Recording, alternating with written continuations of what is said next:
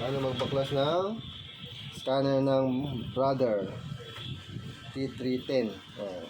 Ito lang, ito. Kaya mo to. Ito, tornilyo. Ito, bakit kaya? Yan. Meron po tayong tornilyo dito. Tanggalin. Dito pa po. Ito. Meron pa dito.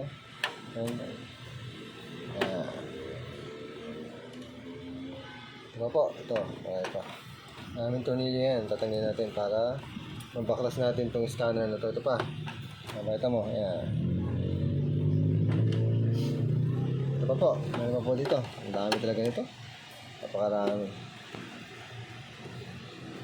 And the last, ito po. Ito, last na to.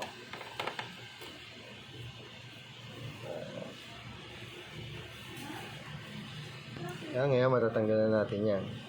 Pero bago matanggal natin, usad mo, yan, pakita mo po.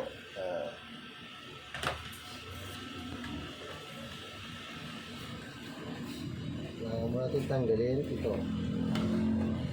Bago natin tanggalin ito, lock.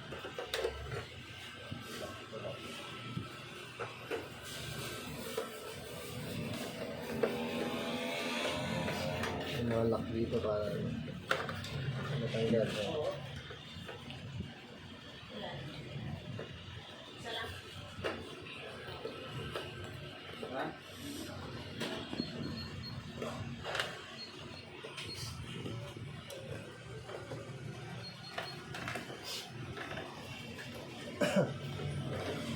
Tanggal na po natin. Dalawang piso lang po. Ganyan. Tabi mo natin to. Oo. Ito. Ano to? Ngayon makakita natin ito ngayon. Diba? Makakita natin. Paano ito gagawin? Hindi ko maintindihan. Oo. Walang color. Nagkapasal ba yung sa'yo color dati? Hindi. Hindi ko matanda. Wala. Lock na.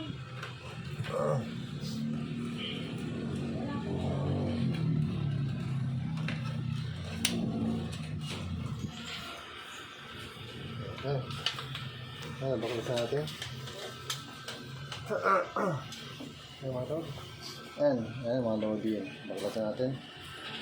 Ganyan lang ako magbaklas ng scanner ng Brother T310. Ito, nalaglag.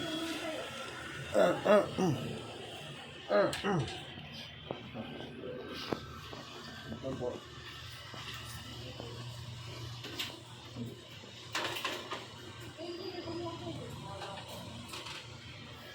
Ito po, sinabi natin yung nabaklas na scanner. Okay, kita na natin. Pwede na yan matanggal. Okay, ito. Ito yung roller, then ito yung yung scanner. Okay, ganito na lang. Ating video, paano magbaklas. Ito po yung taga-video ko kanina. Ang aking anak na bunso na mabait. Mabait. Ay mga lodi. Kaya ito ipapalit natin mga lodi. Kasi hindi siya nag-unable to scan. Yan. Okay. Balikan na lang mga lodi. Okay, bye-bye.